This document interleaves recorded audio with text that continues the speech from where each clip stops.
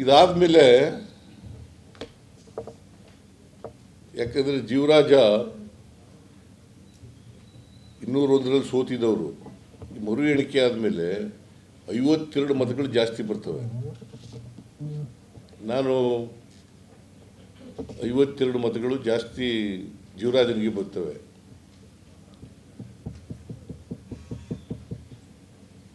ನಾನು ಅಧಿಕಾರಿಗಳ ಜೊತೆ ಮಾತಾಡಿದೆ,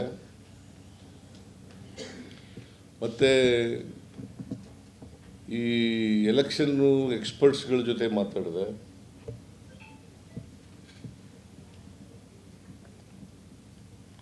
ನನಗೆ ಗೊತ್ತಾದೇನಪ್ಪ ಅಂತಂದರೆ, ಈ ಸಾಮಾನ್ಯವಾಗಿ ಎಣಿಕೆ ಆದಮೇಲೆ ಎಲ್ಲ ದಾಖಲಾತಿಗಳನ್ನೆಲ್ಲ ಒಂದು ಟ್ರಂಕ್ನಲ್ಲಿ ಇಟ್ಟು ಕಳಿಸ್ತಾರೆ ಅವರ ಕೆಳ ಅಧಿಕಾರಿಗಳು. ಇಲ್ಲ ಈ BJPಯವರು ಇನ್ಫ್ಲೂಯೆನ್ಸ್ ಮಾಡಿ ಅವರ ಅಧಿಕಾರದಲ್ಲಿ ಇದ್ದರು. ಆಗ ಕೌಂಟಿಂಗ್ ಆಗುವಾಗ ಅಧಿಕಾರದಲ್ಲಿ ಯಾರಿದ್ದವರು? BJP. ಅವ್ರದ್ದೇ ಸರ್ಕಾರ ಇತ್ತು, ಕೇಂದ್ರದಲ್ಲೂ ಸರ್ಕಾರ ಇತ್ತು, ಇಲ್ಲೂ ಸರ್ಕಾರ ಇತ್ತು. ಡಬಲ್ ಇಂಜಿನ್ ಸರ್ಕಾರ ಅವ್ರು ಹೇಳೋ ಪ್ರಕಾರ.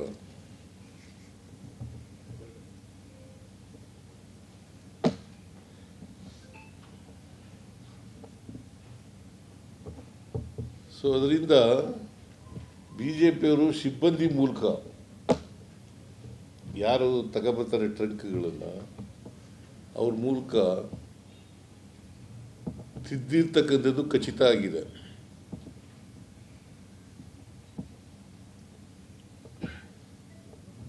It amounts to criminal conspiracy and vote chore. Tampering.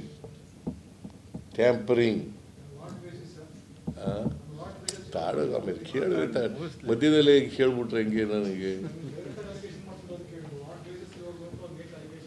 ಈಗ ಬೇಸಿಸ್ ಏನು ಗೊತ್ತಾ, ಆಮೇಲೆ ಹೇಳ್ತೀನಿ ನಾನು.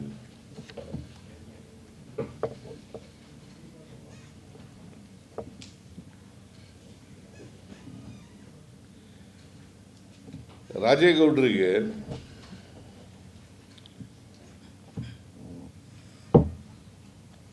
ಮೂರನೇ ಸುತ್ತಿನಲ್ಲಿ ಲಭಿಸಿದ್ದ 170 ಅಂಚೆ ಮತಗಳು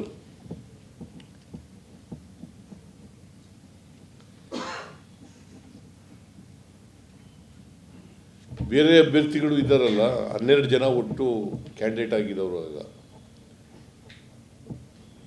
ಇವರಿಬ್ಬರು ರಾಜೇಗೌಡ ಮತ್ತು ಜೀವರಾಜ್ ಇವರಿಬ್ಬರು main candidate. BJP Congress candidate Rajegowda,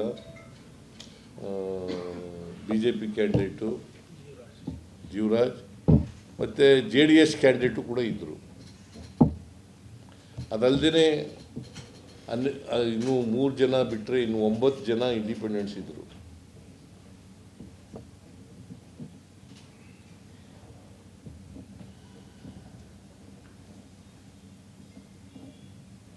$170 ಮತಗಳು ಕೂಡ ಮೂರನೇ ರೌಂಡ್ನಲ್ಲಿ ಬಂದಿತ್ತಲ್ಲ ರಾಜೇಗೌಡನಿಗೆ, ಅವಷ್ಟು ಕೂಡ ಇನ್ವ್ಯಾಲಿಡ್ ಆಗಿದ್ದಾವೆ.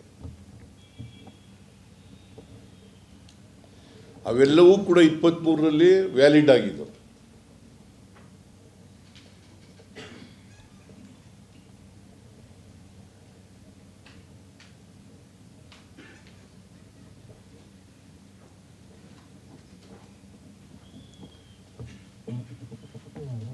ನಮ್ಮ ಕಡೆ ಒಂದು ಗಾದೆ ಇದೆ, ಈ ಹಣ್ಣು ತಿಂದವನು ತಪ್ಪಿಸ್ಕೊಂಡ, ಸಿಪ್ಪೆ ತಿಂದವನು ಸಿಕ್ಕಾಕೊಂಡ ಅಂತ ಒಂದು ಗಾದೆ ಇದೆ ಅಲ್ವೇನಮ್ಮ? ಮೈಸೂರಿನಲ್ಲಿ. ಆಮೇಲೆ ಈ ಕೋತಿ ಬಾಯಿಗೆ ಎಲ್ಲ ತಿಂದ್ಬಿಟ್ಟು ಆಮೇಲೆ ಮೇಕೆ ಬಾಯಿಗೂ ಒರೆಸೋದು. ಹಾಗೆ ಇವರು BJPಯವರು ಮಾಡಿರ್ತಕ್ಕಂಥ ಕೆಲಸ ಇದಲ್ಲದೆ ಇದನ್ನು ಡಿಫೆಂಡ್ ಮಾಡ್ಕೊಂಡಿರೋರು ಜೋಶಿಯವರು, ಕೇಂದ್ರದ ಮಂತ್ರಿ. ಆಮೇಲೆ ಇನ್ನೊಬ್ಬರು ಹೆಣ್ಮಗಳೇ, ಅವ್ರ ಹೆಸರು